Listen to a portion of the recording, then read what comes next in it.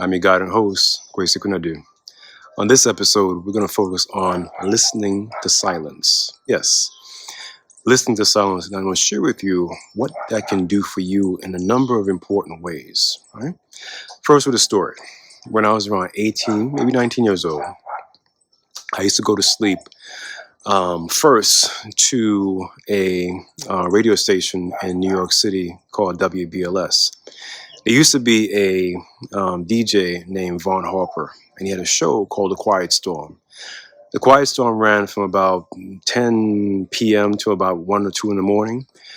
I wouldn't know exactly about 1, 2 p.m., but by that time I was usually asleep. And I listened to him when I was in high school, right, in Brooklyn, New York. And he used to play all the old R&B songs, Temptations, Isley Brothers, you name it, Marvin Gaye, so many, that I know by heart, by song and by artists, by melody, and so on and so forth, right? And that was really my introduction to what I'm about to share with you. That by 19, I had moved on to listening to cassette tapes, yes, and this was in the mid to late 90s. So I listened to cassette tapes of two things. On the A side of the tape, I had a recording of ocean sounds, that is, sounds of the ocean that was recorded by someone, and of course, it was put into the form of a cassette. This is a little bit just before CDs became popular. And so I had a cassette, and therefore cassette deck to play the cassette, or one of those little small stereo systems that were portable that played cassettes at the time. And I would play on the A side, Sound of the Ocean. I would go to sleep to it. And on the B side was the rainforest. And so both the ocean, as water in the form of the ocean, and water in the form of rain falling in the rainforest were my theme songs for going to sleep. And every night I would play one of the two to bring me to sleep. Now, let me tell you what it did for me. You see, listening to the ocean and listening to the rainforest, or a combination of the two, depending upon how quickly I went to sleep or not. You see, listening to silence is not just the act of listening to nothing, because you can't listen to nothing, right? What I found is this. When I started to listen to silence, I heard everything. Now that may sound counterintuitive, so let me explain and break this down for you. I mean this. When I focus, and keyword here, my friends, is focus. When I focused on listening to silence, meaning my goal is to get to silence, but along the way, I end up hearing everything. And I remember one morning I woke up and I didn't get out of bed yet. Again, I'm an undergraduate student. I'm living in a dorm. At that point, I had a whole room to myself, so I didn't have a roommate to share with, right? I was a RA, resident assistant, for the dormitory where I lived, and it was called Shango Hall, right, fortuitously. Nonetheless, when I woke up one morning, again, after listening to either the rainforest or the ocean, I remember just hearing what you hear now in my background where I am. I heard everything. I heard the crickets. I heard the wings of some flying insect. I heard different kinds of birds. I heard all the sounds that I didn't normally pay attention to in my going back to class, going to the dorm to get something, changing, showering. At that point, my freshman year, I was on the basketball team, so going to basketball practice, or going to hang out with friends, or going to the cafeteria, or one of the places that has something to eat. In my goings and comings, I had not paid attention to, and therefore didn't realize or appreciate the sounds I was now hearing in that morning, right? And so listening to sounds is really a counterintuitively but powerful way to draw out of you, or to grow inward out your intuition, right? I'm going to give you another reason why listening to sounds is so powerful and important. As I discovered, you see, when you listen to sounds, you not only pay attention to the things that did not exist or matter to you before, you get to appreciate your place within the natural order of things. That is, your individual position within the wider cosmos, in a way that you become even more, at least in my experience, connected to this, broader ecosystem, right? This network of beings in ways that I did not fully appreciate or understand until that morning I began to listen, just listen, right? And so part of listening to silence is you yourself being quiet, right? You yourself being quiet and being focused, whereby much like the goal of meditation is to reach a stage called nirvana, with the idea of a sort of where there's no thought, right? Where you now there is thought, because again, the thought is simply just spirit or energy that's moving in and out of your, through your mind, that space called your mind, that sort of frame of reference called your mind. Now you can still those thoughts, that is, they're still there, but you can still how they invade or impact or influence your mind and therefore your being. And so the idea here is to focus on the goal of silence. And in doing so, you begin to still or slow down the rate as well as the amount, that is the quantity of those thoughts. And so they become brought down, right? And you can, if you choose to, deep breathe or not. But the key here is focus. Normal breath, will work. But if you want to deep breathe, you can do that as well. And in having in mind the goal of stilling your thought, you want to do this, and I'm going to tell you the benefit of doing so. You want to bring into alignment your spirit and soul, that is your soul, that is your heart. You want to bring the soul in alignment with the spirit, that is the mind, and you want to bring that in alignment with your visualization. Now, that visualization is different than the spirit of your mind. I'll explain how. You see, the mind, again, is, as you know from previous videos, or if you're new to the channel, check out our previous videos on how we conceptualize the mind, is a spirit, right? It's energy. It doesn't create content. It just simply receives like an antenna, whatever is out there, right? Including, that is, other spirits, other energies that are out there. And so your mind, you want to, of course, bring that into alignment with your soul. That is the deepest part of you, the core of you, who you really are, right? And you want to bring them into alignment. And then you want to visualize whatever it is you're seeking, whatever it is that you're after. The more positive it is, the more productive it is, the greater the probability and therefore the possibility of it being manifest or actualized in your life. I'll tell you a story that I probably told you before, but it's worth repeating if you've already heard it. When I was a young boy, that is 5, 6, 7, 8, 9 years old, I was very powerful, very, very powerful. And this is how I was powerful, right? And I'll get back to you all in terms of how you can activate your own powers. So I was powerful in the way of visualization. That is, whatever I visualized, it would happen, right? And I don't mean I was dreaming, because that happened too, where I would see things in my dream and it would happen.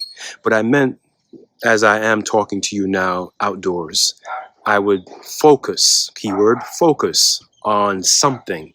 And I would have a picture of it. I'm very visual, right? And I would see it, and I would just stay focused on it, just focus on it, right? And it would happen, right? As I told you the story before, in previous videos, that, I didn't have material things, and my family didn't, though we were very happy and we got by and made it through whatever we need to make through.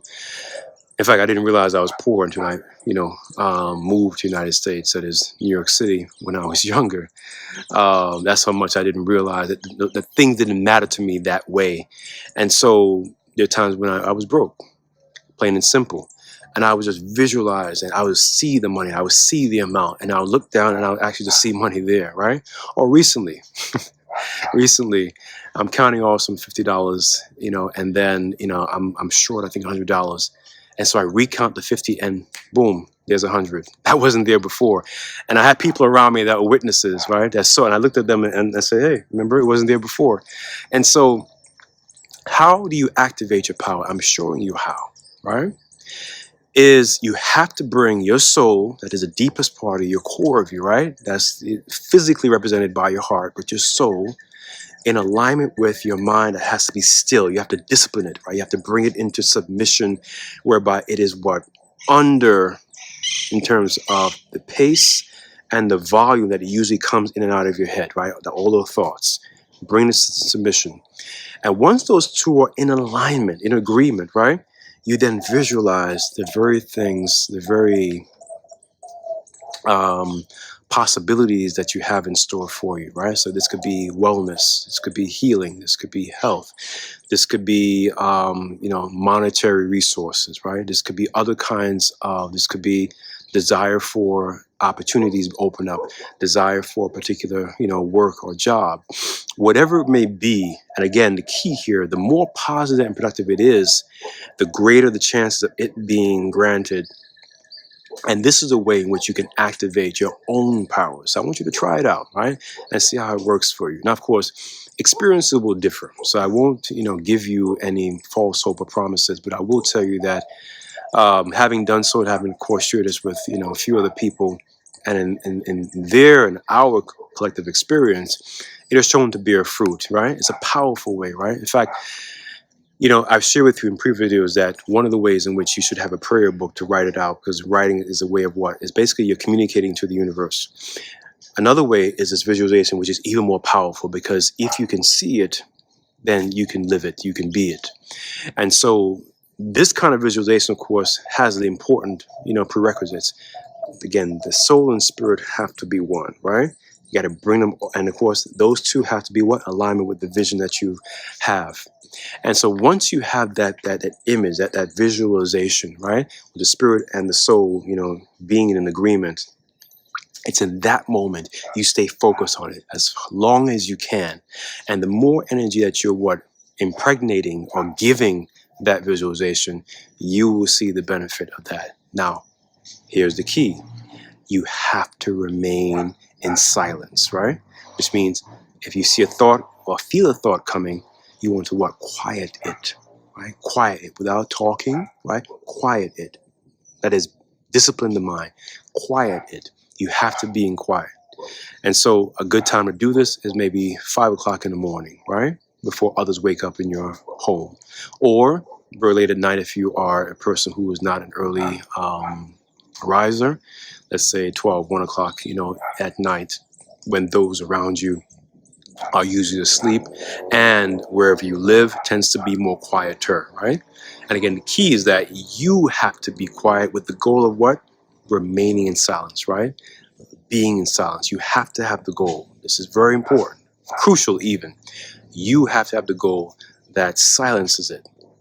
And here are two other ways to go back to my original story when I was 18, 19 years old, undergraduate student in college, is that listening to rain, whether real rain or whether it's on your one of those online subscription, whether it's Spotify, iTunes, or Amazon Music, whatever place you may get your tunes from, right, electronically on your phone or your devices, those can places where you can find easily ocean sounds, rainforest sounds.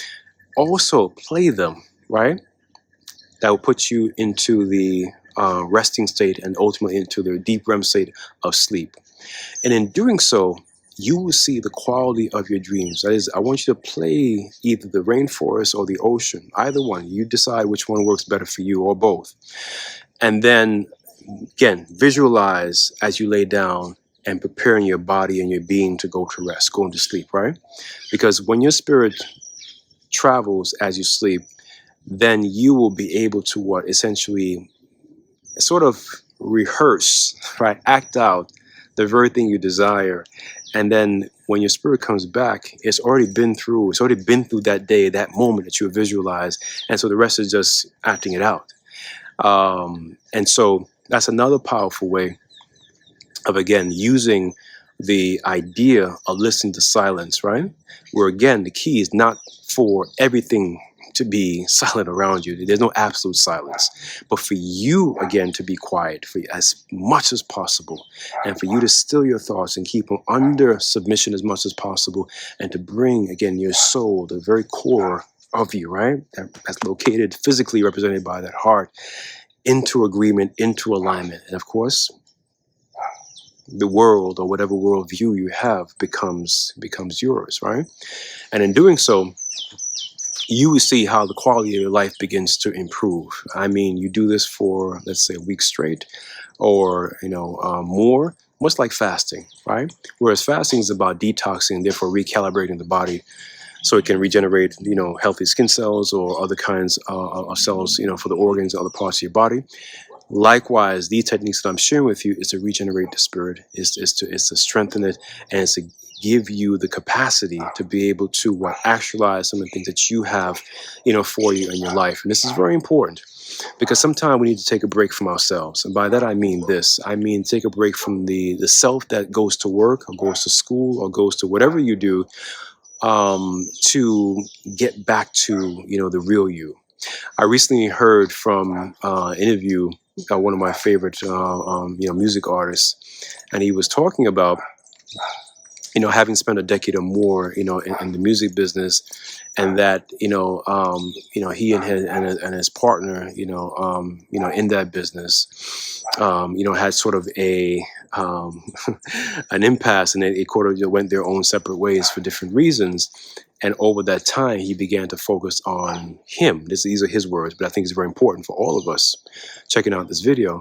He began to focus on what did he want, not what his manager wanted, not what the his music partners wanted, not what the group manager wanted, not what the record label wanted, not what the A&R wanted, not what the publicists or the marketing people wanted.